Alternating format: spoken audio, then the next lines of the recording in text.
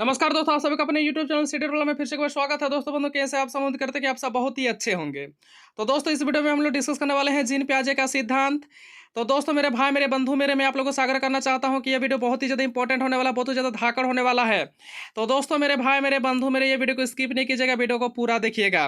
क्योंकि दोस्तों जीन पियाजे एक ऐसा टॉपिक है जिससे आपके सीटेट के क्वेश्चन में कम से कम तो 8 क्वेश्चन जरूर ही पूछा जाता है। दोस्तों यदि आप लोगों को 8 नंबर अपना फिक्स करना है दोस्तों, ये वीडियो को अंत तक विजिट जरूर कीजिएगा। ठीक है, यदि वीडियो को अगर अंत तक नहीं देखे तो दोस्तों इसका 1% भी फायदा आप लोगों को नहीं मिल पाएगा। तो चलिए दोस्तों वीडियो को शुरू कर रहे हैं। और वीडियो को शुरू करने से पहले दोस्तों आप लोगों से छोटा सा अनुरोध है, यदि हमारे चैनल पर आप लोग नए हैं तो दोस्तों हमारे चैनल को लाइक कीजिएगा, सब्सक्राइब कीजिएगा और अपने दोस्तों के साथ इसे ज़्यादा से ज़्यादा शेयर कीजिएगा। क्योंकि दोस्तों आपका एक प्यारा सा लाइक करना हमारा मेहनत का फल होता है। तो चलिए दोस्तों शुरू कर रहे हैं वीडियो। तो दोस्तों मेरे भाई, मेरे बंधु, आज का जो इस वीडियो का हम लोग का टॉपिक है दोस्तों वो है जीन पियाजे का सिद्धांत। तो सबसे पहले जानते हैं दोस्तों कि जीन पियाजे ने कौन सा सिद्धांत दिया था। तो दोस्तों मेरे भाई, मेरे बंधु, याद रखिएगा क्योंकि यहीं से 1 नंबर का आपके सीटेट के पेपर में क्वेश्चन पूछा जाता है। तो याद रखिएगा कि जीन पियाजे ने संज्ञानात्मक विकास का सिद्धांत दिया था। कौन सा सिद्धांत? संज्ञानात्मक विकास का सिद्धांत दिया था। ठीक है, तो चलिए दोस्तों अब हम लोग जान लेते हैं जीन पियाजे के बारे में डिटेल्स में कि जीन पियाजे कहाँ के मनोवैज्ञानिक थे। ठीक है, जीन पियाजे ने कौन कौन सा सिद्धांत दिया था, है ना, सभी के बारे में, ये जीन पियाजे के बारे में डिटेल्स में जान लेते हैं। तो चलिए दोस्तों आगे बढ़ रहे हैं। तो दोस्तों मेरे भाई, मेरे बंधु, याद रखिएगा कि जीन पियाजे जो है वो स्विट्जरलैंड के मनोवैज्ञानिक थे। ठीक है, ये पॉइंट बहुत ही अच्छा पॉइंट है दोस्तों और बहुत ही इंपॉर्टेंट पॉइंट है आपके सीटेट के एग्जाम के पॉइंट ऑफ व्यू से। याद रखिएगा दोस्तों कि जीन पियाजे जो थे कहाँ के मनोवैज्ञानिक थे? ना स्विट्जरलैंड के मनोवैज्ञानिक थे। ठीक है, संज्ञानात्मक विकास के सिद्धांत का प्रतिपादन जीन पियाजे ने किया था। और जीन पियाजे ने कौन सा सिद्धांत दिया था दोस्तों? तो याद रखिएगा संज्ञानात्मक विकास का सिद्धांत को दिया है किसने? जीन पियाजे ने दिया है। और यहीं से दोस्तों आपका 1 नंबर का क्वेश्चन पूछा जाता है, एकदम बेसिक सा क्वेश्चन है और यहीं से क्वेश्चन पूछा जाता है कि जीन पियाजे ने कौन सा सिद्धांत दिया था? तो संज्ञानात्मक विकास का सिद्धांत। ठीक है, यहां तक बात समझ में आई दोस्तों? यहां तक कोई दिक्कत? हमें लगता है यहां तक किसी प्रकार का कोई दिक्कत नहीं होनी चाहिए क्योंकि ये शुरुआत है। देखिए दोस्तों आगे आगे चलिए, बहुत ही ज्यादा इंटरेस्टिंग लगने वाला है ये वीडियो आप लोगों को। ठीक है, आगे बढ़ रहे हैं। इन्होंने क्या किया था दोस्तों? इन्होंने अपने बच्चों एवं आस पड़ोस के बच्चों पर संज्ञानात्मक मानसिक विकास का अध्ययन किया था। इन्होंने मानसिक विकास का अध्ययन किसके ऊपर किया था दोस्तों? ना अपने बच्चों पर, और आस पड़ोस के जितने भी बच्चे थे दोस्तों, है ना, उस सभी बच्चों के ऊपर क्या किया था? ना मानसिक विकास का अध्ययन किया था। ठीक है, आखिर जीन पियाजे समझना चाहता था कि एक बच्चे में मानसिक विकास मतलब किस प्रकार से होता है। ठीक है, तो मानसिक विकास के लिए सबसे पहले उसको किसने चुना? अपने बच्चों को। उसके बाद दोस्तों आस पड़ोस में जितने भी बच्चे थे सभी को चुना। ठीक है, आगे देखिए दोस्तों, बहुत ही ज्यादा इंटरेस्टिंग लगने वाला है आप लोगों को, मैं आपको इसका गारंटी देता हूं। और यहां से आप लोगों का दोस्तों कम से कम तो 8 क्वेश्चन जरूर ही पूछेगा। मतलब दोस्तों मेरे भाई, मेरे बंधु, आप लोगों का यह वीडियो जो है दोस्तों आप लोगों को 8 नंबर दिलाने वाला है। इसीलिए दोस्तों मेरे भाई, मेरे बंधु, मैं आप लोगों से फिर से एक बार आग्रह करता हूं कि वीडियो को अंत तक विजिट कीजिए। ठीक है, इस सिद्धांत को विकासात्मक सिद्धांत और अवस्था का सिद्धांत भी कहा जाता है। ये पॉइंट्स भी जो है दोस्तों आपके सीटेट के क्वेश्चन के रूप में पूछा हुआ है कि इस सिद्धांत को जो है कौन सा सिद्धांत कहा जाता है? ना विकासात्मक सिद्धांत और अवस्था का सिद्धांत भी कहा जाता है। एकदम बेसिक सा क्वेश्चन पूछ लिया जाता है दोस्तों जीन पियाजे से कम यहाँ पे 4 क्वेश्चन, तो बहुत सारा बेसिक सा क्वेश्चन पूछ लिया जाता है। ठीक है, कि अवस्था का सिद्धांत किसे कहा जाता है? तो अवस्था का सिद्धांत कहा जाता है दोस्तों जीन पियाजे के संज्ञानात्मक विकास के सिद्धांत को ही कहा जाता है अवस्था का सिद्धांत। ठीक है, यहां तक कोई दिक्कत है दोस्तों? और अवस्था का सिद्धांत को क्या बोलते हैं दोस्तों? विकासात्मक सिद्धांत भी कहा जाता है। यहाँ तक क्लियर है दोस्तों? यहाँ तक समझने में किसी प्रकार का कोई दिक्कत? हमें लगता है कि यहाँ तक आप लोगों को समझने में किसी प्रकार का कोई दिक्कत नहीं होना चाहिए। तो चलिए दोस्तों आगे बढ़ रहे हैं। जीन पियाजे का मानना है दोस्तों, यानी जीन पियाजे का मानना है कि जैसे जैसे बच्चों में जैविक परिपक्वता आती है वैसे वैसे वस्तुओं के बारे में अपने दिमाग में कॉन्सेप्ट बना लेते हैं। यही भी बात सही है दोस्तों। जीन पियाजे का क्या मानना है? जीन पियाजे का मानना है कि जैसे जैसे बच्चों में क्या आती है ना, जैविक परिपक्वता आती है वैसे वैसे वस्तुओं के बारे में क्या करता है ना, अपने दिमाग में कॉन्सेप्ट बनाता जाता है। ठीक है, ये पॉइंट्स क्लियर है? आगे बढ़े, चलिए आगे बढ़ रहे हैं। यानी जीन पियाजे के अनुसार बच्चे जो हैं सक्रिय ज्ञान निर्माता एवं नन्हे वैज्ञानिक है जो संसार के बारे में अपने सिद्धांतों की रचना करते हैं। और जीन पियाजे क्या कहते हैं दोस्तों कि बच्चे जो है वे ना क्या है, नन्हे वैज्ञानिक है जो संसार के बारे में अपने सिद्धांतों की रचना करते हैं। ठीक है, वह अपना सिद्धांत देता है कि मतलब किस प्रकार से बच्चा सोचता है संसार के बारे में, ये जीन पियाजे कहते हैं। ठीक है, ये जो पॉइंट्स है दोस्तों, ये पॉइंट आपके सीटेट के एग्जाम के पॉइंट ऑफ व्यू से बहुत ही महत्वपूर्ण है। ठीक है, कि किसने कहा कि बच्चे जो है नन्हे वैज्ञानिक हैं?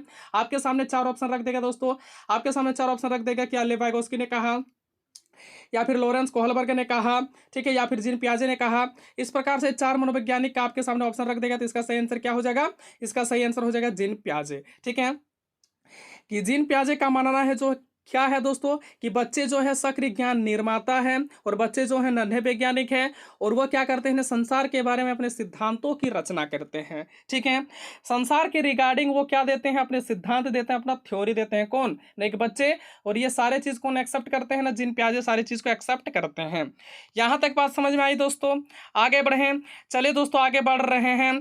अब बात कर लेते हैं दोस्तों कॉन्सेप्ट ऑफ कॉग्निटिव डेवलपमेंट, मतलब क्या हुआ दोस्तों ना संज्ञानात्मक विकास का कॉन्सेप्ट क्या है, तथ्य क्या है, उसको हम लोग समझते हैं। तो सबसे पहले आप लोगों को इसमें जानना होगा दोस्तों अनुकूलन, ठीक है।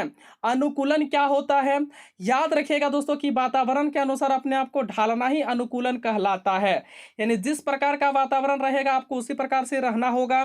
ये आपका क्या होता है दोस्तों ना अनुकूलन होता है। बात समझ में आ रही है दोस्तों? देखिए, और अनुकूलन की दो ठो क्या होती है? दो ठो स्टेप होता है दोस्तों। स्टेप नंबर 1 में आत्मसातकरण हो गया, स्टेप 2 में क्या हो गया दोस्तों? समायोजन हो गया। अगर आत्मसातकरण की बात कर लेते हैं दोस्तों तो क्या होता है, जरा ध्यान दीजिएगा कि पूर्व ज्ञान को नए ज्ञान के साथ जोड़ना ही क्या कहलाता है ना? आत्मसातकरण कहलाता है।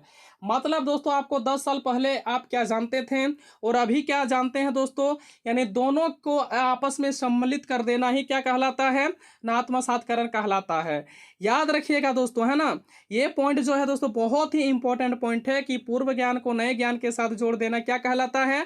ये भी आपके सीटेट के पेपर में क्वेश्चन पूछा हुआ है, इसीलिए दोस्तों ये पॉइंट्स को जरा याद रखिएगा। आत्मसातकरण क्या होती है ना? पूर्व ज्ञान को नए ज्ञान के साथ जोड़ देना क्या कहलाता है ना? आत्मसातकरण कहलाता है, ठीक है। जैसे कि दोस्तों आप लोगों को पता था कि जनसंख्या की दृष्टि से चीन सबसे क्या था दोस्तों? विशाल देश था, लेकिन अब भारत हो गया दोस्तों। ये आप पहले जानते थे कि चीन जो है जनसंख्या की दृष्टि से सबसे आगे देश है, ठीक है, लेकिन अब हो गया भारत। तो यही दोनों के बीच में जो है दोस्तों, यानी दोनों को जोड़ देना ही क्या कहलाता है? आत्मसातकरण कहलाता है। कि पहले आपको क्या पता था और अभी आपको क्या पता है, दोनों को सम्मिलित कर देना ही क्या कहलाता है? आत्मसातकरण कहलाता है, ठीक है। आ रही है बात समझ में दोस्तों? यहाँ तक आप लोगों को समझने में किसी प्रकार का कोई दिक्कत दोस्तों? हमें लगता है कि यहाँ तक आप लोगों को समझने में किसी प्रकार का कोई दिक्कत नहीं होनी चाहिए।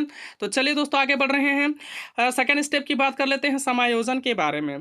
तो दोस्तों मेरे भाई मेरे बंधु मेरे समायोजन के बारे में आप लोग याद रखिएगा कि पूर्व ज्ञान में परिवर्तन करके वातावरण के साथ तालमेल बैठाना ही क्या कहलाता है? समायोजन कहलाता है। देखिएगा दोस्तों कि उस जमाने में और इस जमाने में थोड़ा सा फर्क है।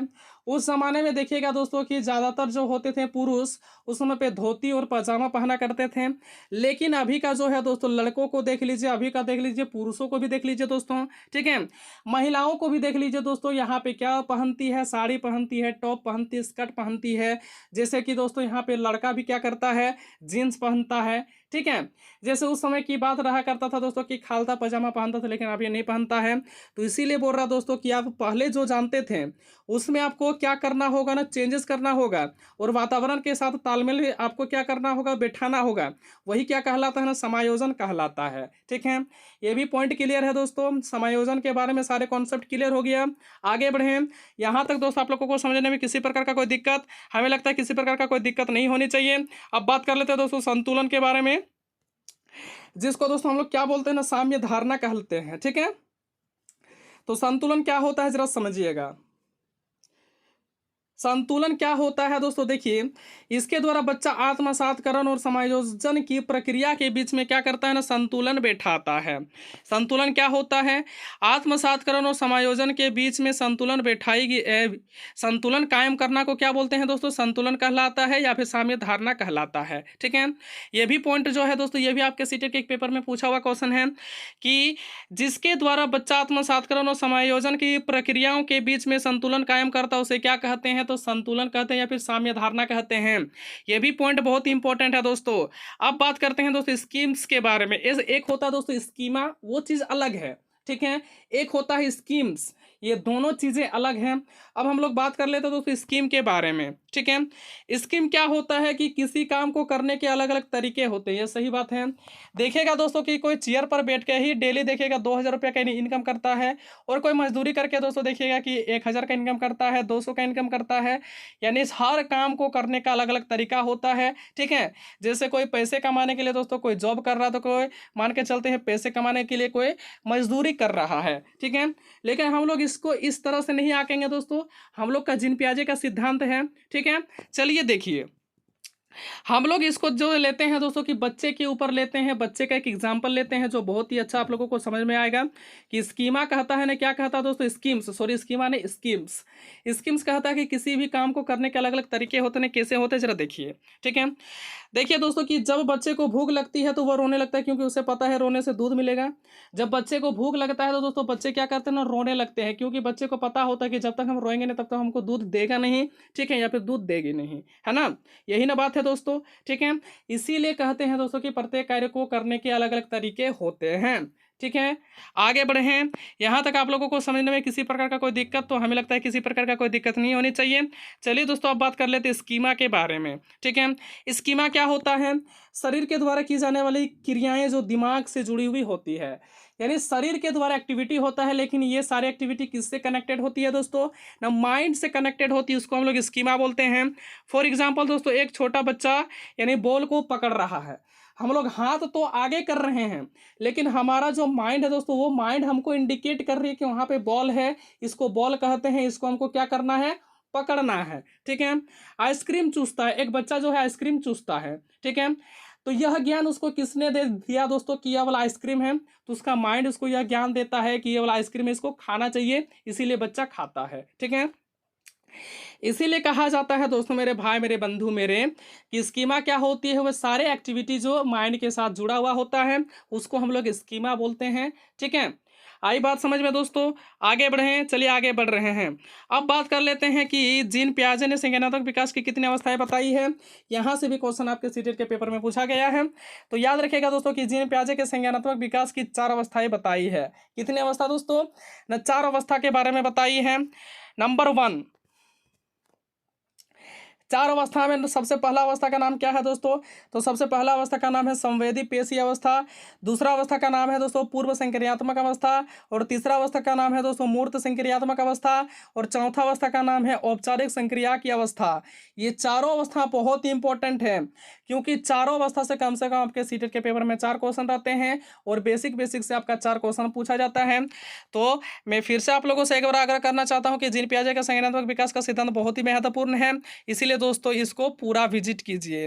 अब बात करते हैं संवेदी पेशी अवस्था के बारे में दोस्तों, तो देखिएगा दोस्तों मेरे भाई मेरे बंधु मेरे, कि इस अवस्था का उम्र 0 से 2 वर्ष तक मानी जाती है, और यही से आपका एक क्वेश्चन पूछा जाता है कि संवेदी पेशी अवस्था का उम्र कब से कब तक माना जाता है, तो याद रखिएगा दोस्तों 0 से 2 वर्ष तक माना जाता है। इस अवस्था में बच्चा ज्ञान इंद्रियों के माध्यम से सीखता है, यस ये सही बात है। इस अवस्था में एक बच्चा जो होता है किसके माध्यम से सीखता है ना, ज्ञान इंद्रियों के माध्यम से सीखता है, ठीक है। आगे बढ़े, यहाँ तक कोई दिक्कत है दोस्तों, हमें लगता है यहाँ तक किसी प्रकार का कोई दिक्कत नहीं होनी चाहिए। तो देखिए दोस्तों, इस अवस्था में बच्चे के अंदर वस्तु को पहचानने का गुण आ जाता है। याद रखिएगा दोस्तों, इसी अवस्था में क्या होता है ना, वस्तु को पहचानने का गुण आ जाता है, ठीक है। अर्थात बच्चे अपने दिमाग में वस्तुओं की छाप बनाना शुरू कर देता है, और इसी अवस्था में यानी संवेदी पेशी अवस्था में बच्चा क्या करता है, अपने दिमाग में वस्तुओं के बारे में छाप बनाना शुरू करता है, और जिससे वो छिपी हुई वस्तु को आसानी से ढूंढ लेता है, ठीक है। तो यहीं से आपके सीटेट के पेपर में क्वेश्चन पूछा हुआ था दोस्तों कि बच्चे अपने दिमाग में वस्तुओं की छाप बनाना किस अवस्था में शुरू करता है, तो दोस्तों इसका आंसर हो जाएगा संवेदी पेशी अवस्था। और ये क्वेश्चन बहुत ही ज़्यादा इंपॉर्टेंट है, बहुत ही ज़्यादा महत्वपूर्ण है।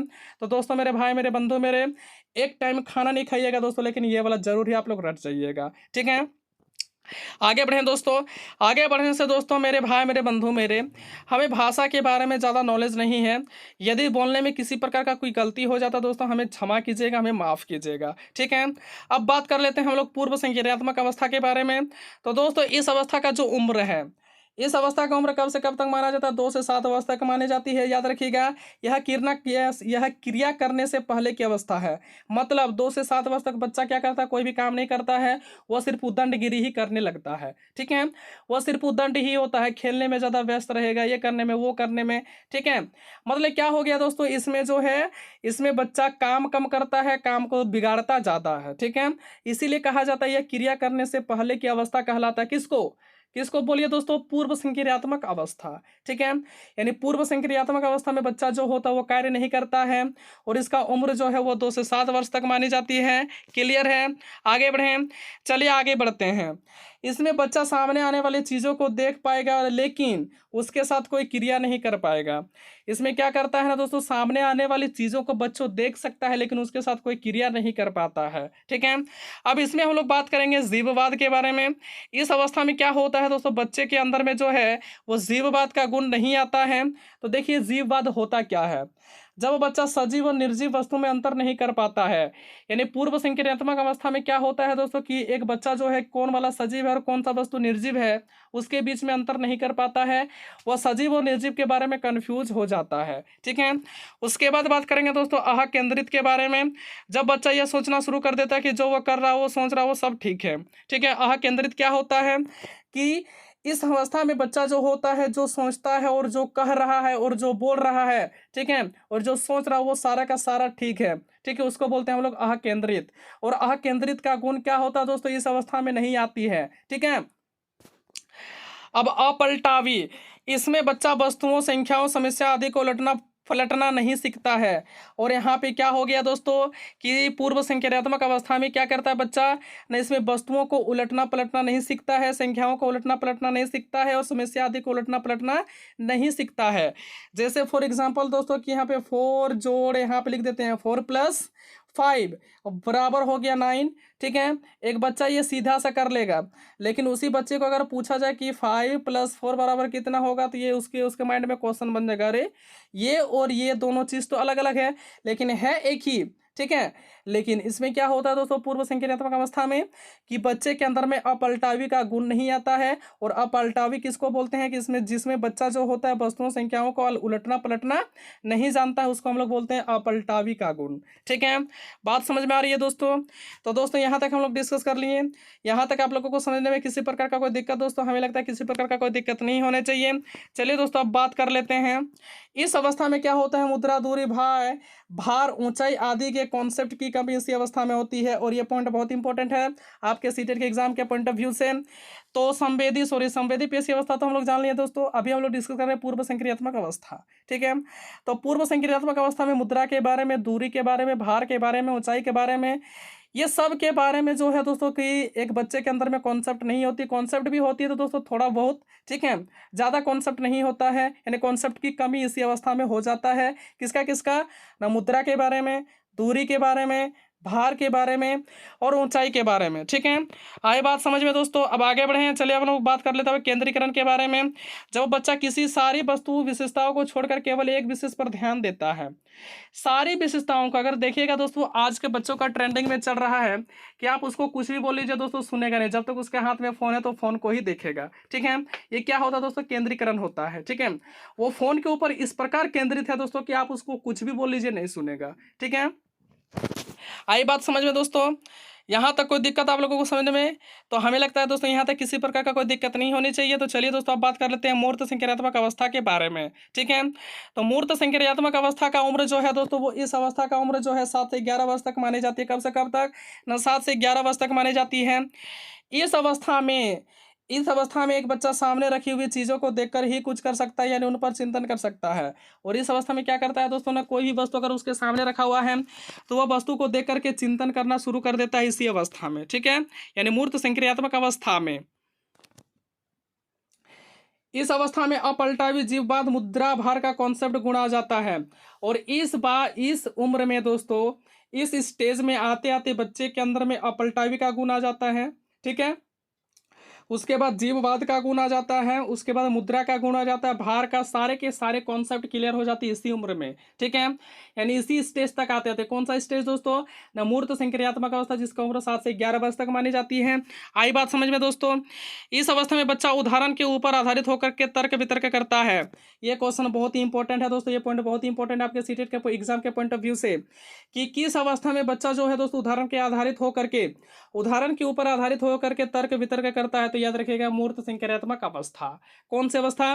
मूर्त संक्रियात्मक अवस्था। ठीक है, और ये बात समझ में दोस्तों, यहाँ तक आप लोगों को किसी प्रकार का कोई दिक्कत समझने में? हमें लगता है किसी प्रकार का कोई दिक्कत नहीं होनी चाहिए। तो चलिए दोस्तों देखिए, उदाहरण के ऊपर यहाँ पे आधारित होकर के तर्क वितर्क करने लगता है इसी अवस्था में। जैसे कि पेड़ जरूरी है या फिर नहीं, हमारे लिए कोई टीचर स्टूडेंट से क्वेश्चन पूछा, तो इस स्टेज में स्टूडेंट ने जवाब दिया क्योंकि हाँ हमारे लिए पेड़ जो है वो जरूरी है, क्योंकि हमें पेड़ से ऑक्सीजन मिलती है। ठीक है, तो यहाँ पे एक टीचर ने क्वेश्चन पूछा दोस्तों किसी स्टूडेंट से कि पेड़ जरूरी है या फिर नहीं हमारे लिए। ठीक है, तो बच्चे ने जवाब दिया हाँ सर हमारे लिए पेड़ जो है वो जरूरी है। क्यों जरूरी है? क्योंकि पेड़ से हमें ऑक्सीजन मिलती है। ठीक है, आई बात समझ में दोस्तों? आगे बढ़े, चलिए आगे बढ़ रहे हैं। अब बात कर ले तो औपचारिक संक्रियात्मक अवस्था के बारे में। तो दोस्तों मेरे भाई मेरे बंधु मेरे, यह अवस्था 11 वर्ष से शुरू होकर के वयस्क अवस्था तक चलती है। इस अवस्था का शुरुआत कब से माना जाता है? 11 वर्ष तक, और एकदम युवा अवस्था तक जाता है दोस्तों। ठीक है, इस अवस्था को किशोरावस्था भी कहा जाता है, और इसी अवस्था को क्या बोलते हैं? किशोरावस्था के नाम से भी जाना जाता है। ठीक है, आ रही है बात समझ में दोस्तों? इस अवस्था में बालक अपनी समस्या समझकर दूसरों को समझा सकता है। मतलब इसी अवस्था में क्या कर सकता है एक बच्चा दोस्तों, कि अपने समस्याओं के बारे में दूसरों को समझा सकता है। ठीक है, इस अवस्था में बालक के चिंतन में पूर्ण क्रमबद्धता आ जाती है। मतलब क्या हो गया दोस्तों, कि इस अवस्था में क्या हुआ ना, बच्चे अपने भले के बारे में सोच सकता है, चिंतन कर सकता है। ठीक है, समाज के बारे में सोच सकता है, समाज के बारे में चिंतन कर सकता है, सभी के बारे में यहाँ पे चिंतन कर सकता है, सोच सकता है। इसीलिए कहा जाता है कि इस अवस्था में बालक के अंदर में क्या हो जाती है? चिंतन में पूर्ण क्रमबद्धता आ जाती है। ठीक है, चीज़ों को समझ रहे हैं दोस्तों? ठीक, तो दोस्तों ये था हम लोगों का जीन पियाजे का सिद्धांत। जितना इंपॉर्टेंट फैक्ट था दोस्तों, मैंने सारे के सारे इंपॉर्टेंट फैक्ट को डिस्कस कर दिया इस वीडियो में। डिस्कस करने वाले हैं लॉरेंस कोहलबर्ग का सिद्धांत, कि लॉरेंस कोहलबर्ग ने कौन सा सिद्धांत दिया था। और आपको पता है दोस्तों कि लॉरेंस कोहलबर्ग एक ऐसा टॉपिक है दोस्तों सीडीपी में, जिससे संबंधित आपके सीटेट के एग्जाम में बहुत सारे क्वेश्चन पूछे जाते हैं। यहाँ पे कम से कम आपके सीटेट के एग्जाम में 5 से 6 क्वेश्चन जरूर ही पूछे जाते हैं दोस्तों लॉरेंस कोहलबर्ग से। ठीक है, तो चलिए दोस्तों वीडियो को शुरू करने से पहले दोस्तों, यदि हमारे चैनल पर आप लोग नए हैं तो हमारे चैनल को लाइक कीजिएगा, सब्सक्राइब कीजिएगा, और अपने दोस्तों के साथ इसे ज़्यादा से ज़्यादा शेयर कीजिएगा, क्योंकि आपका एक प्यारा सा लाइक करना ही हमारा मेहनत का फल होता है। तो चलिए दोस्तों वीडियो को शुरू कर रहे हैं। रही बात दोस्तों कि लॉरेंस कोहलबर्ग ने कौन सा सिद्धांत दिया था, तो याद रखिएगा दोस्तों लॉरेंस कोहलबर्ग ने नैतिक विकास का सिद्धांत दिया है। ठीक है, तो सबसे पहले दोस्तों हम लोग जानेंगे लॉरेंस कोहलबर्ग के बारे में बेसिक चीज़ों को। ठीक है, उसके बाद हम लोग जानेंगे दोस्तों लॉरेंस कोहलबर्ग के नैतिक विकास का सिद्धांत। ठीक है, तो चलिए दोस्तों देखिए, रही बात दोस्तों कि लॉरेंस कोहलबर्ग का जन्म कहाँ हुआ था दोस्तों, कब हुआ था, तो याद रखिएगा दोस्तों मेरे भाई मेरे बंधु मेरे, कि लॉरेंस कोहलबर्ग का जन्म जो हुआ था वो 25 अक्टूबर 1927 को हुआ था। कब हुआ था? 25 अक्टूबर 1927 को हुआ था। रही बात दोस्तों इसकी मृत्यु की, तो इसकी मृत्यु हुआ था दोस्तों 19 जनवरी 1987 को। ठीक है, 19 जनवरी 1987 को इसकी मृत्यु हुआ था। किसका दोस्तों? लॉरेंस कोहलबर्ग का। आगे देखिए, लॉरेंस कोहलबर्ग अमेरिका के एक मनोवैज्ञानिक थे। ये भी पॉइंट बहुत ही अच्छा पॉइंट है दोस्तों लॉरेंस कोहलबर्ग के बारे में। लॉरेंस कोहलबर्ग कहाँ के निवासी थे, तो याद रखिएगा अमेरिका के। कहाँ के मनोवैज्ञानिक थे, तो अमेरिका के मनोवैज्ञानिक थे। आगे देखें, जिन्होंने नैतिक विकास के सिद्धांत को दिया है। ठीक है, कहने का अर्थ यह हुआ दोस्तों कि लॉरेंस कोहलबर्ग ने ही क्या दिया है ना, नैतिक विकास के सिद्धांत को दिया है।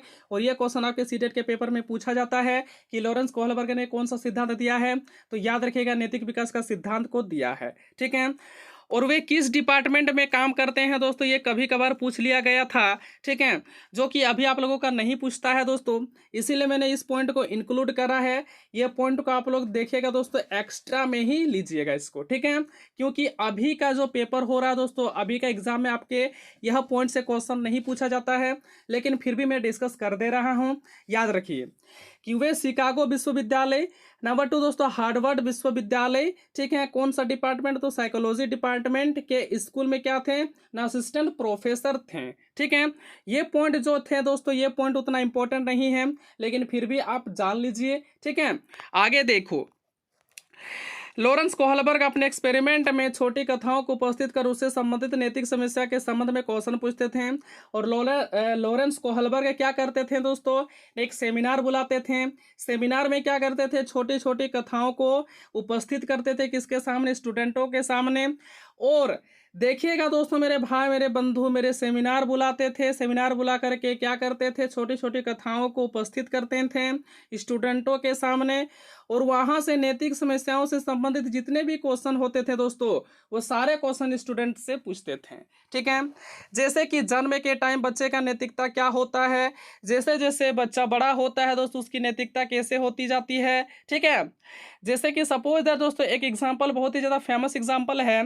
अगर जैसे सपोज कि एक बूढ़ा व्यक्ति यदि रोड को पार कर रहा है, यदि आप साइड में खड़े हैं, तो दोस्तों आपका नैतिकता वहाँ पे क्या कहना चाहिए ना, आपका नैतिकता वहाँ पे ये कहना चाहिए दोस्तों कि इस बूढ़े आदमी के रोड पार करने में हम इसकी मदद करेंगे।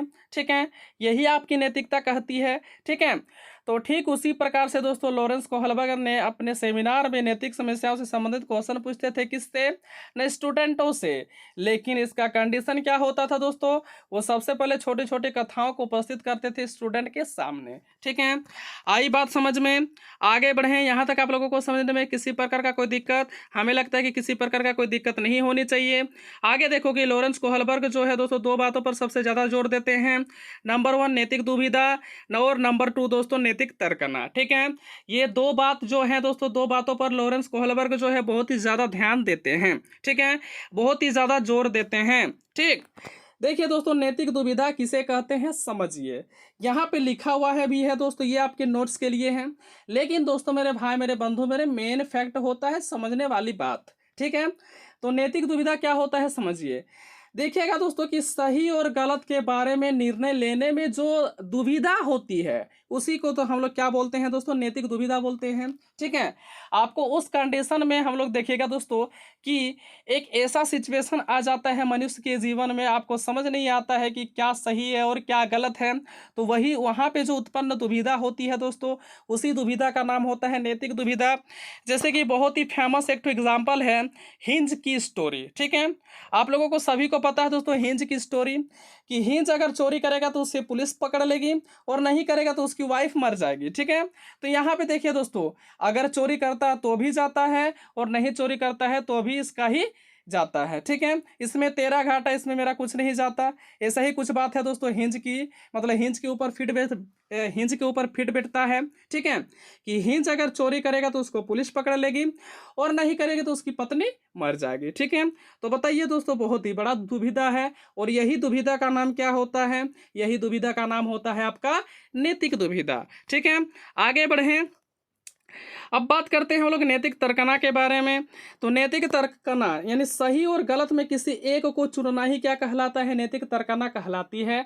जैसे कि दोस्तों रावण ने गलत का रास्ता अपना लिया था, बोला था कि हम एकदम मरते दम तक इसी रास्ते में रहेंगे, चाहे मेरे सामने भगवान ही क्यों ना आ जाए। ठीक है, और आखिर में यही चीज़ हुआ दोस्तों, रावण लड़ते लड़ते अपने मृत्यु को प्राप्त हो गया, लेकिन वो गलत का रास्ता नहीं छोड़ा। ठीक है, तो दोस्तों मेरे भाई मेरे बंधु मेरे याद रखिएगा कि नैतिक तर्कना क्या होती है, कि सही है तो आप सही ही रहिए, और गलत है तो आप गलत ही रहिए। मतलब किसी एक रास्ते को चुन लीजिए आप। ठीक है, किसी एक रास्ते को चुन लीजिए, वही आपका कहलाता है नैतिक तर्कना।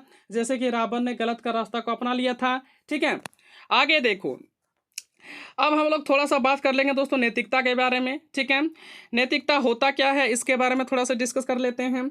यह वह गुण है जिससे हमें सही और गलत की पहचान होती है।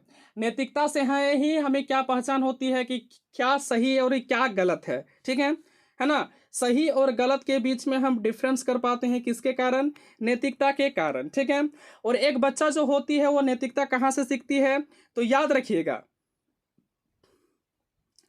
एक बच्चा अपने सामाजिक परिवेश से ही नैतिकता और अनैतिकता को जानता है।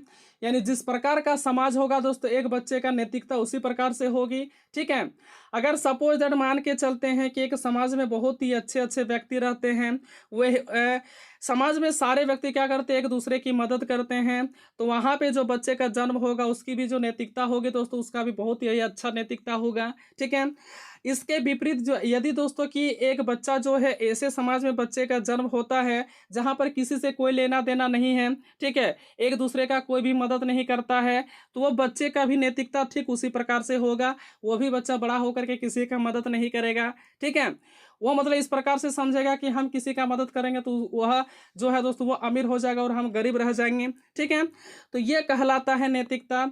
नैतिकता यह गुण होती है दोस्तों जिससे हमको सही और गलत की पहचान होती है, और बच्चा अपने सामाजिक परिसर अपने परिवेश से ही क्या सीखता है, नैतिकता और अनैतिकता के बारे में सीखता है। ठीक है, समाज से ही सीखता है कि क्या गलत है और क्या सही है। ठीक है, आई बात समझ में?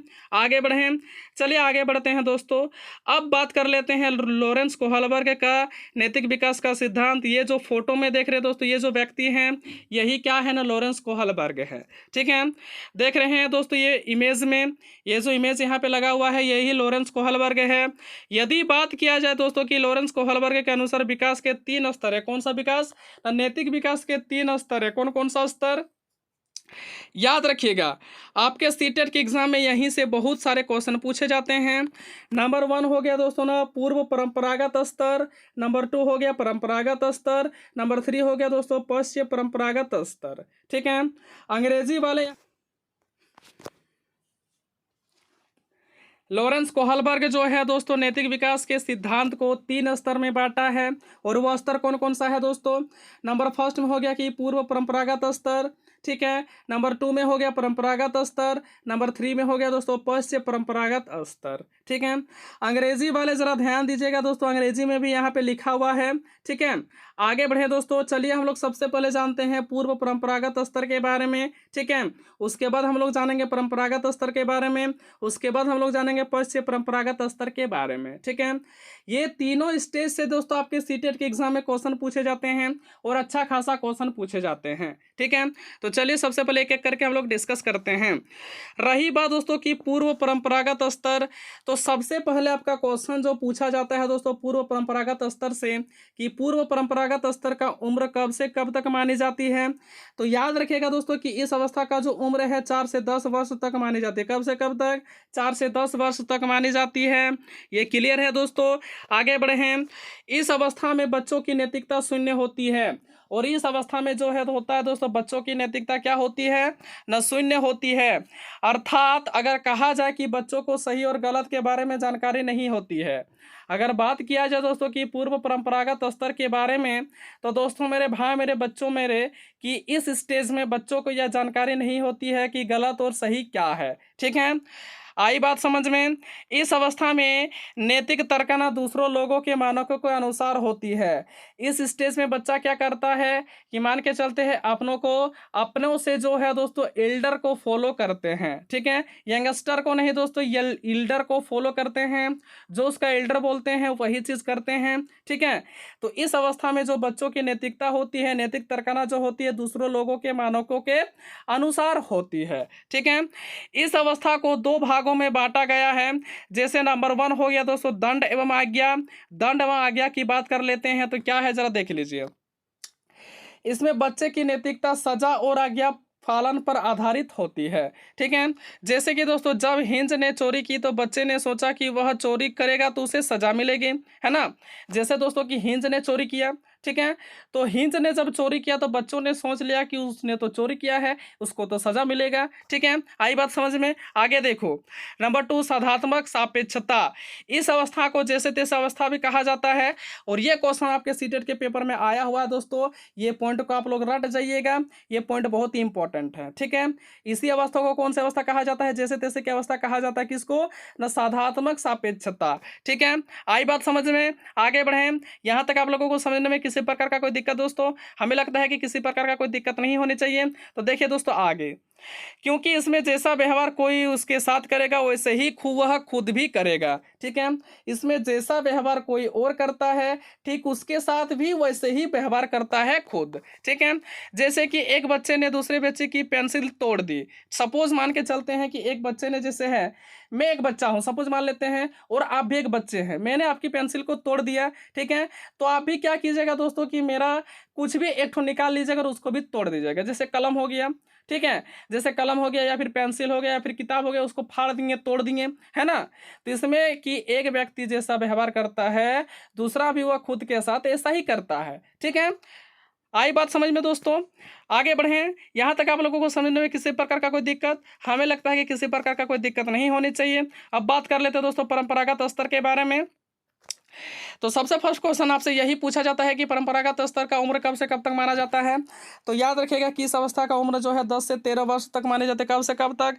10 से 13 वर्ष तक मानी जाती है। ठीक है। इस अवस्था में बच्चा दूसरे लोगों के मानकों को अपने अंदर समावेशित कर लेता है तथा उसी के अकॉर्डिंग सही और गलत का निर्णय करता है। ठीक है। जैसे कि दोस्तों हम लोग मूवी को देखते हैं, है ना? जैसे कि हम लोग मूवी को देखते हैं, अगर इस स्टेज में बच्चा रहेगा, बच्चा अगर मूवी को देखेगा, अगर वो हीरो की भूमिका को देखता है, ठीक है, हीरो के रोल को देखता है, तो वो खुद को हीरो समझने लगता है। ठीक है, कि हम भी फाइट करेंगे, ये करेंगे, वो करेंगे, ये करेंगे। ठीक है। तो इस अवस्था में बच्चा क्या होता है? दूसरे लोगों के मानकों को अपने अंदर समावेशित कर लेता है। ठीक है। जैसे लगेगा कि हम ही हीरो है। ठीक है। आई बात समझ में दोस्तों?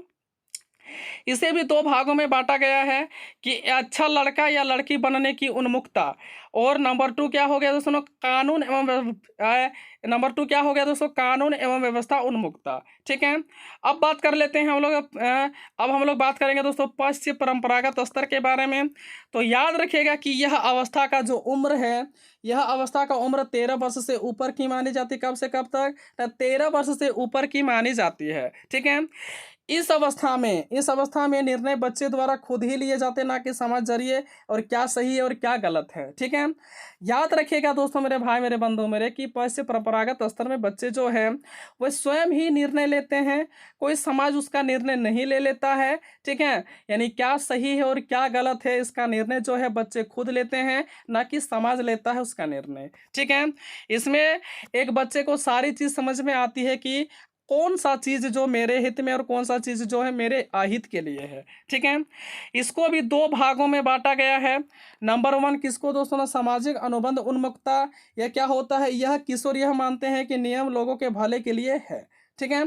सामाजिक अनुबंध उन्मुखता, इसमें इसमें लड़का जो है, ठीक है, इसमें लड़का जो है यह मानता है दोस्तों कि नियम जो है वो लोगों के भले के लिए है। ठीक है।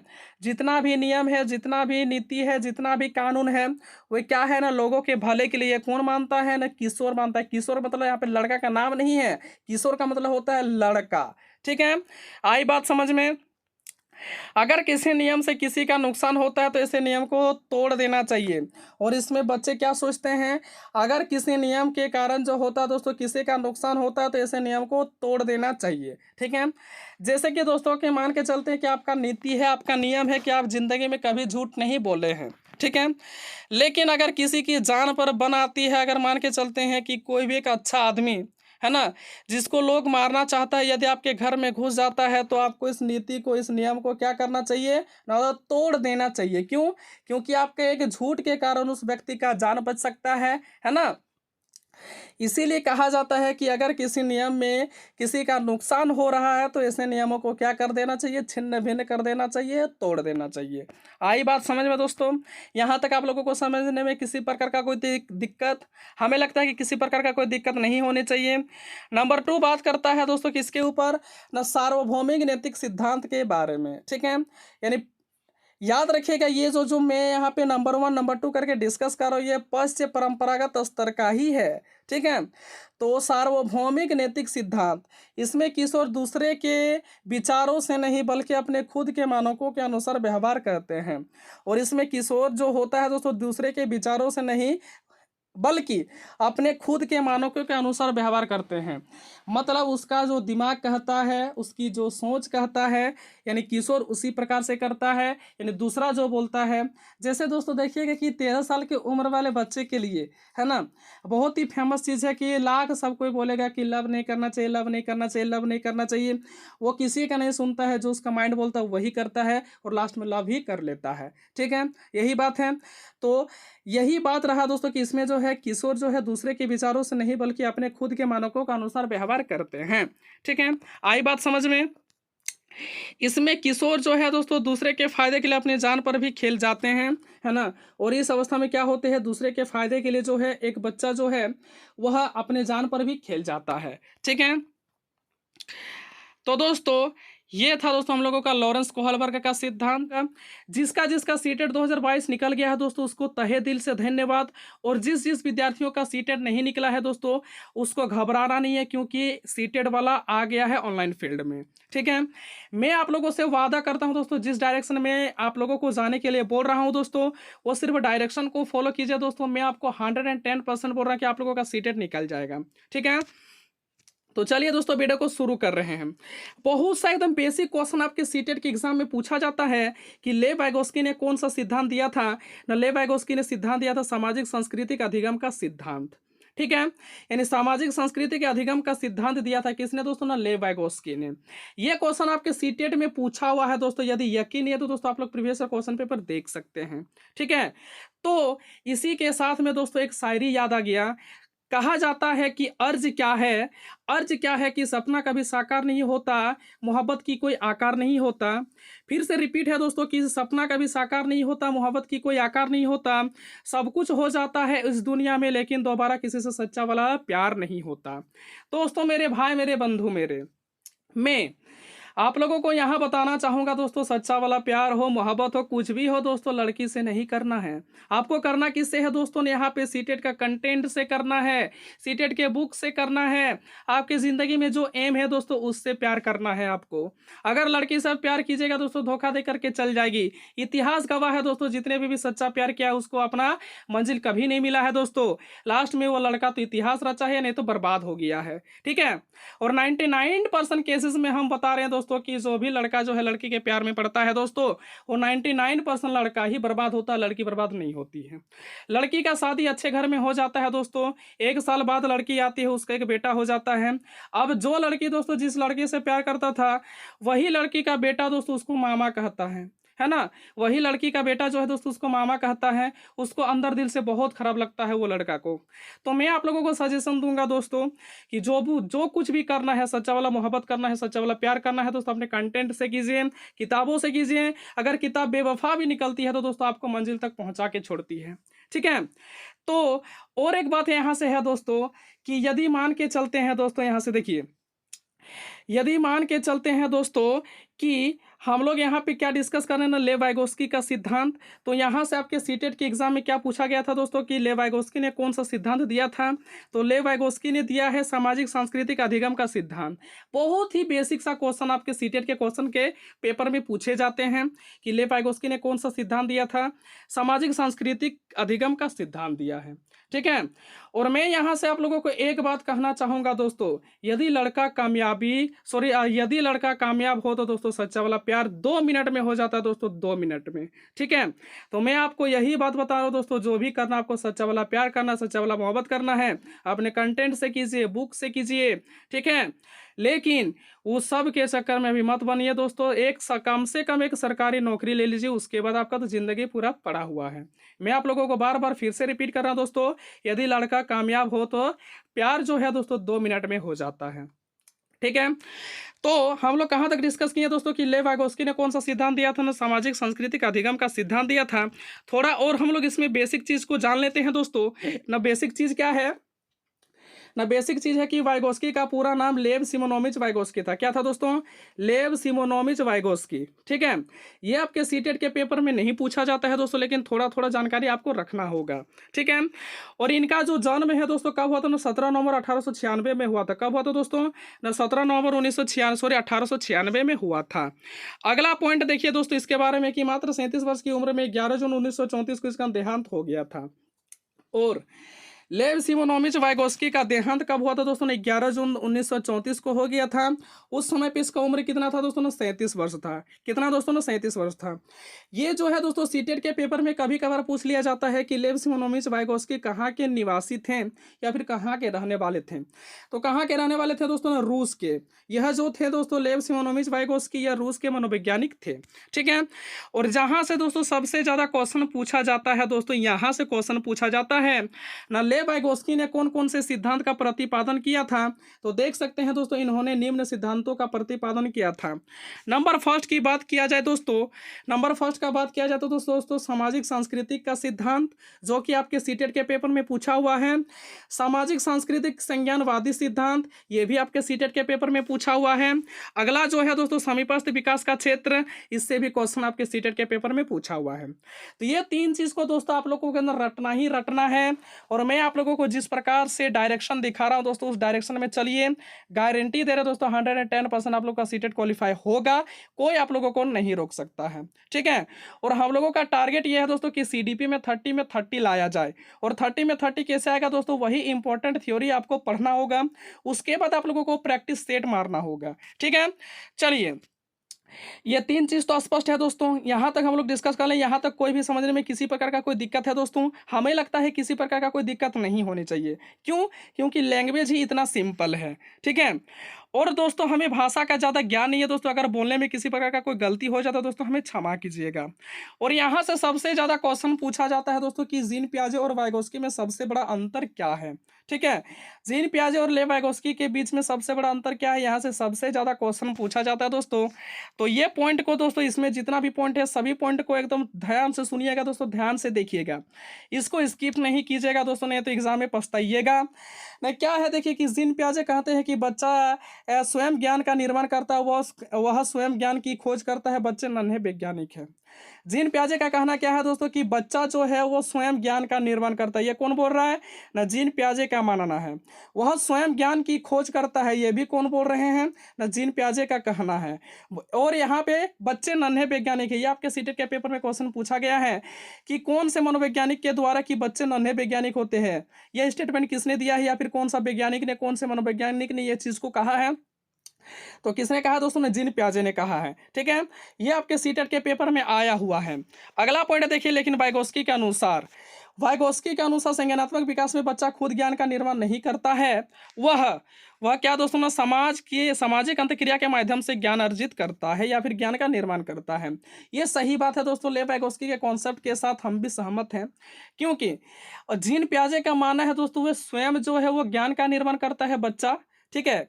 एक बच्चा, देखिए दोस्तों ये बोल रहा है कौन? ना जीन पियाजे। जीन पियाजे का कहना है कि एक बच्चा संज्ञानात्मक विकास खुद से क्या करता है? डेवलप करता है, वे नन्हे वैज्ञानिक होते हैं।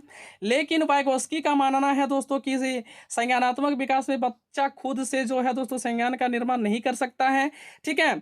उसका जो होता है दोस्तों, जो भी ज्ञान का निर्माण होता है, जो भी ज्ञान अर्जित करता है, ठीक है, जो भी ज्ञान का खोज करता है दोस्तों, कहाँ से करता है? ना समाज में अंतक्रिया करके सीखता है, ठीक है। और सामाजिक में अंतक्रिया करके ही द्वारा क्या करता है? वह बच्चा ज्ञान का निर्माण करता है। इस बात से हम भी सहमत हैं। आगे नेक्स्ट पॉइंट देखिए दोस्तों कि जीन पियाजे के अनुसार बच्चे का संज्ञानात्मक विकास उम्र के अनुसार होता है। जीन पियाजे कैसे, मतलब जीन पियाजे क्या बोल रहे हैं कि एक बच्चे का जैसे जैसे उम्र बढ़ता जाता है उसका संज्ञानात्मक विकास खुद ब खुद होते जाता है। लेकिन वाइगोस्की का कहना है दोस्तों कि वाइगोस्की के अनुसार एक बालक समाज में अंतक्रिया करके सीखता है। यह सही बात है कि एक बालक जो है दोस्तों वो समाज में अंतक्रिया करके ही सीखता है ना। समाज के साथ जब तक वो अंतक्रिया नहीं करेगा दोस्तों तब तक वो नहीं सीखेगा, ठीक है। चलिए अगला पॉइंट देखिए, समाज के द्वारा ही बच्चे की भाषा का विकास एवं विचारों का विकास होता है। यह भी सही बात है। और यह भी स्टेटमेंट किसने कहा है दोस्तों? लेव सिमोनोविच वाइगोस्की ने। और यह क्वेश्चन आपके पूछा हुआ है सीटेट के एग्जाम में कि समाज के द्वारा ही बच्चे की भाषा का विकास एवं विचारों का विकास होता है, यह स्टेटमेंट किसने दिया है? आपके सामने 4 ऑप्शन दिया हुआ रहेगा दोस्तों, क्या जीन पियाजे ने, क्या फ्रूनर ने, या फिर लॉरेंस कोहलबर्ग ने, या फिर लेव सिमोनोविच वाइगोस्की, या फिर वाइगोस्की ने, ठीक है। तो इसका सही आंसर क्या होगा दोस्तों? वाइगोस्की। अगला पॉइंट देखिए दोस्तों, समाज, संस्कृति व भाषा बालक के संज्ञानात्मक विकास में महत्वपूर्ण भूमिका निभाते हैं। और ये भी जो है पॉइंट है दोस्तों, ये भी पॉइंट आपके सीटेट के एग्जाम में पूछा हुआ है कि समाज, नंबर 2 संस्कृति, नंबर 3 भाषा एक बालक के संज्ञानात्मक विकास में बहुत ही ज्यादा महत्वपूर्ण भूमिका निभाता है, ठीक है। कौन कौन सा टर्म दोस्तों? नंबर फर्स्ट हो गया समाज, नंबर 2 हो गया संस्कृति, नंबर 3 हो गया भाषा, ठीक है। अगला पॉइंट देखिए दोस्तों मेरे भाई, मेरे बंधु मेरे, कि संज्ञानात्मक विकास सामाजिक सांस्कृतिक परिवेश में घटित होता है और उससे भी इफेक्ट होता है। यह भी सही बात है दोस्तों कि संज्ञानात्मक विकास जो होता है दोस्तों सामाजिक परिवेश में ही घटित होता है। किसमें दोस्तों? ना समाज, संस्कृति, परिवेश में ही घटित होता है। है और उससे ही इफेक्ट होता है आपका। ठीक है, आगे देखो दोस्तों कि बच्चों में अधिकांश महत्वपूर्ण संज्ञानात्मक कौशल का विकास माता पिता, शिक्षक एवं अन्य लोगों के साथ अंतःक्रिया पर निर्भर करता है। यस, एक बच्चा का संज्ञानात्मक कौशल किस प्रकार का होगा, संज्ञानात्मक कौशल का विकास किस प्रकार से होगा, वो किस पर निर्भर करता है? नंबर फर्स्ट माता पिता, नंबर टू शिक्षक और अन्य लोग। अन्य लोग का मतलब क्या होता है दोस्तों? समाज। अन्य लोग का मतलब क्या होता है दोस्तों? ना समाज होता है। ठीक है, ये तीन चीजों पर बच्चों का जो है संज्ञानात्मक कौशल डिपेंडेंट रहता है। कौन कौन सा दोस्तों? नंबर फर्स्ट माता पिता, नंबर टू शिक्षक, नंबर थ्री क्या दोस्तों? समाज, जिसको हम लोग यहाँ पे अन्य लोग के नाम से जान रहे हैं। ठीक है, नेक्स्ट देखिए दोस्तों, समीपस्थ विकास का क्षेत्र। अब ये समीपस्थ विकास का क्षेत्र जो है दोस्तों, किस वैज्ञानिक ने बात किया है? अभी कौन सा सिद्धांत हम लोग पढ़ रहे हैं दोस्तों? ना लेव-वाइगोस्की का सिद्धांत। तो लेव-वाइगोस्की जी ने ही कहा है समीपस्थ विकास का क्षेत्र। और थोड़ा सा हम लोग जान लेते हैं दोस्तों समीपस्थ विकास का क्षेत्र क्या होता है, क्योंकि ये भी आपके सीटेट के एग्जाम में पूछा गया है। समीपस्थ विकास का क्षेत्र को हम लोग बोलते हैं जेडपीडीसी। कौन सी बोलते हैं दोस्तों? जेडपीडीसी बोलते हैं। और जेडपीडीसी का आशय क्या होता है, ये आपके सीटेट के एग्जाम में पूछा गया है। ठीक है, तो देखिए दोस्तों, वाइगोस्की का संज्ञानात्मक विकास में परिवेश को आधार बताया। यह सही बात है कि वाइगोस्की का मानना है कि एक बच्चे का संज्ञानात्मक विकास किस प्रकार से होगा, वो किस इन्वायरमेंट में रहता है उसके ऊपर डिपेंडेंट होता है। ये चीज कौन बोल रहे हैं ना? ये चीज बोल रहे हैं लेव वाइगोस्की। ठीक है, अगला पॉइंट है दोस्तों इसी में, अगला पॉइंट क्या है कि उनका कहना है कि बचपना अवस्था में बच्चों को उपलब्ध परिवेश एवं उसमें रहने वाले प्रमुख क्रिया महत्वपूर्ण सदस्यों का उनके विकास पर प्रभाव पड़ना स्वाभाविक है। एक बच्चा अगर मान के चलते हैं जन्म लिया, उसका किस प्रकार का परिवेश है दोस्तों, वो किन किन लोगों के साथ में अंतक्रिया कर रहा है, वो किस किस सदस्यों के साथ दोस्तों आपस में जुड़ रहा है। जुड़ना का मतलब ही होता है दोस्तों अंतक्रिया करना। ठीक है, उसके विकास को इफेक्ट करता है ये चीज। कौन कौन सा चीज दोस्तों? कि एक बच्चा का जन्म हुआ, वो किस परिवेश में रह रहा है और किस लोगों के साथ वो अंतक्रिया कर रहा है। ये दो चीज जो होता है दोस्तों एक बच्चे के संज्ञानात्मक विकास को इफेक्ट करती है। ठीक है, अगला पॉइंट इसी में है दोस्तों कि जेडपीडीसी यहां से ये क्वेश्चन पूछा हुआ दोस्तों कि जेडपीडीसी का मतलब क्या होता है। जेडपीडीसी का आशय है कि ऐसे अनेक जटिल कार्य हो सकते हैं जिन्हें बच्चे अकेले नहीं कर पाते। यस, सही बात है, बहुत सारा ऐसा जटिल कार्य होता है दोस्तों जो कि बच्चे अकेले नहीं कर पाता है। यदि उसको किसी से सहायता वगैरह मिल जाता है तो वो कर लेता है। ठीक है, जैसे कि एक छोटा सा बच्चा मान के चलते हैं दोस्तों, ऊपर में रखे कुछ सामान को उछल उछल के पकड़ने की कोशिश कर रहा है, वो नहीं सक रहा है दोस्तों। यदि कोई आदमी उसको थोड़ा सा सहारा दे दे दोस्तों, थोड़ा सा क्या करे तो उसको थोड़ा सा सहारा के नाम पर उसको उठा दे, तो वो क्या करता था दोस्तों कि वह बच्चा वो सामान को ले लेता है। ठीक है, तो वही कहलाता है दोस्तों जेडपीडीसी, है ना? वही क्या कहलाता है दोस्तों ना? जेडपीडीसी।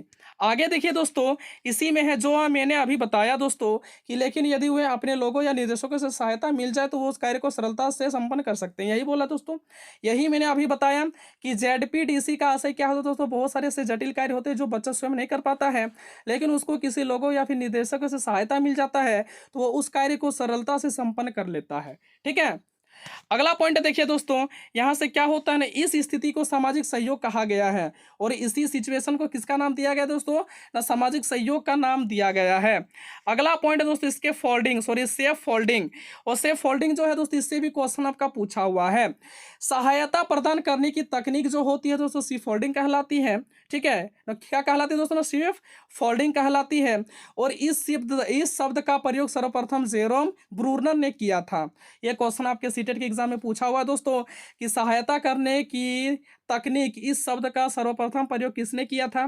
आपके सामने चार ऑप्शन दिया रहेगा दोस्तों, और आपका जो सही आंसर है दोस्तों उसी में आपको टिक करना होगा।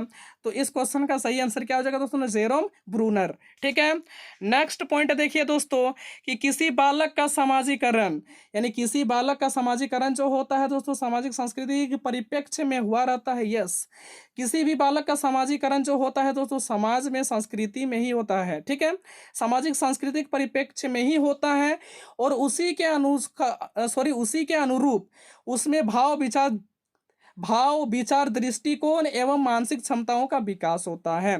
यानी एक बच्चा जो है दोस्तों समाज से जिस प्रकार से सीखेगा उसी के अनुसार उसके अंदर में भाव होगा, उसी के अनुसार उसके अंदर में विचार होगी, उसी के अंदर में अपना उसका दृष्टिकोण बनेगा और उसी के अनुसार क्या होगा दोस्तों उसके मानसिक क्षमताओं का विकास होगा।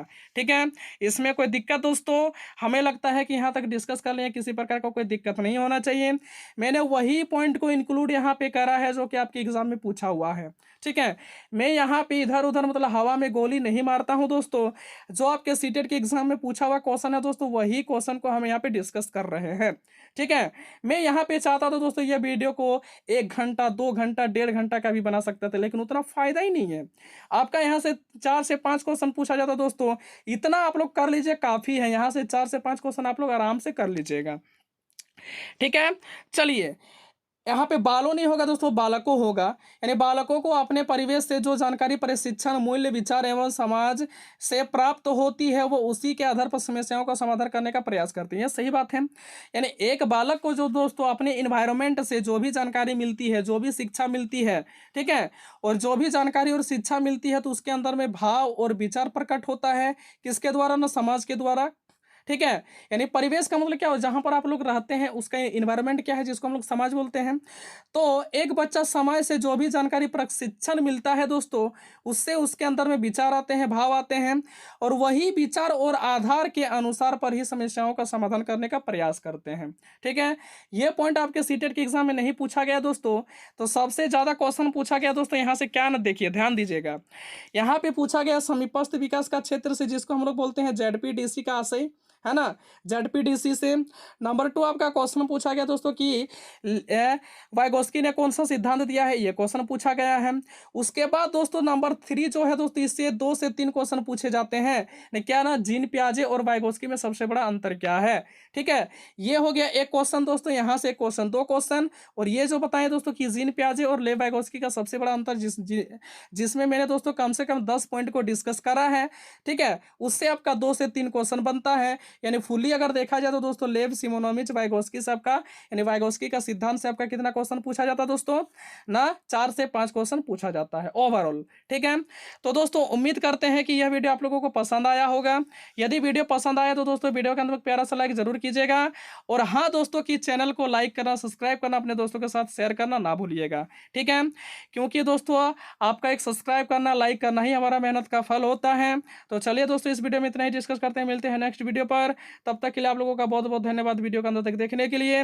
और वीडियो के अंत में दोस्तों जय हिंद, जय भारत।